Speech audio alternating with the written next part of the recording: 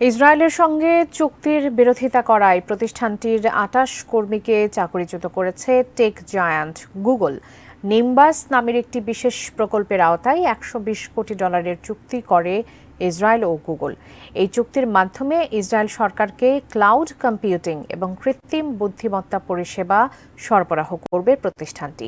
এ সময় ১০ ঘণ্টা কাজ বন্ধ রেখে ওই চুক্তির প্রতিবাদ জানায় নো টেক ফর অ্যাপারথেইড নামে কর্মীদের একটি গ্রুপ। সামাজিক যোগাযোগ মাধ্যমে শেয়ার করা এক ভিডিওতে দেখা গেছে বিক্ষোভকারীদের গ্রেফতার করছে পুলিশ। বৃহস্পতিবার গুগলের পক্ষ থেকে এক বিবৃতিতে জানানো হয়, এই ধরনের বিক্ষোভের কোনো জায়গা নেই গুগলে। শারীরিকভাবে অন্য কর্মীদের কাজে বাধা দেওয়া গুগলের নীতিবিরোধী। কোনোভাবেই এমন কর্মকাণ্ড মেনে নেওয়া হবে না বলেও জানানো হয় প্রতিষ্ঠানের পক্ষ থেকে। চুক্তিটি অস্ত্র বা গোয়েন্দা পরিষেবার সাথে সম্পর্কিত নয় বলেও জানায় গুগল।